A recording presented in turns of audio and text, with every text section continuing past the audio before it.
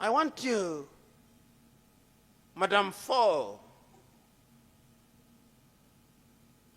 in our own inimitable way, ask you to pause for 1 minute and to search your hearts and to ask yourselves what your values are. Permit me to be morbid, to ask you for half a second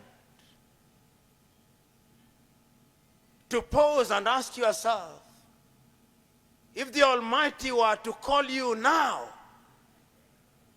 God forbid, what would you say that you have done to humanity? Just for a minute. How would we eulogize you?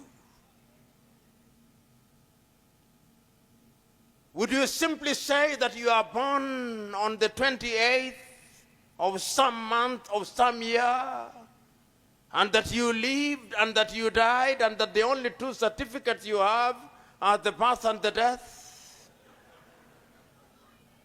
Or that in between those certificates you have changed the lives of others? Dr. PK, I hope you are still in the assembly. I heard you so very eloquently when you said that leadership is about changing and influencing others. How many have you changed? Dr. Katongole, when he had the floor, introduced young men and women and said, these are the young men and women who will take over. I remember in 1978, I read a book written in 1958 by a young Nigerian called Chinua Achebe. And in one of the pages he asks, where are the young men and women, where are the young suckers that will grow when the old bananas die? These are old bananas. They are dying. We saw the young suckers here, which tells us that leadership is like a relay race, intergenerational. One generation running with the baton and passing over the baton to the other generation. If only we could emulate the waves in the sea. Just as the new waves come, they renew the old waves, and lo and behold, the ocean remains alive and well.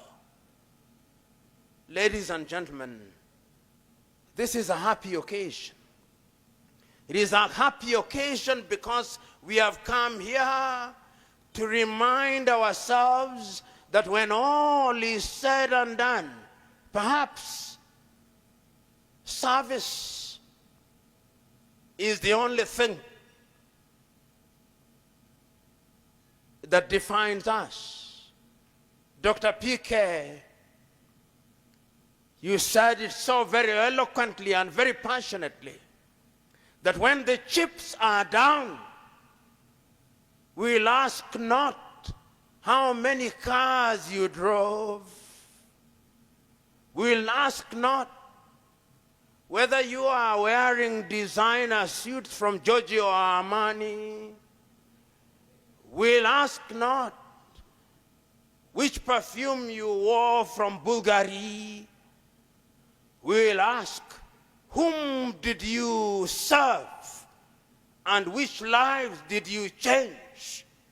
That is what leadership is all about. And that is how I understand Mother Teresa of Calcutta, who, when she was asked, what is your claim to greatness? And she said, if I'm great at all, my only claim to greatness is that when I entered into a dark room, I wondered not why it was dark, but I lit a candle that it may contribute to destroying the darkness.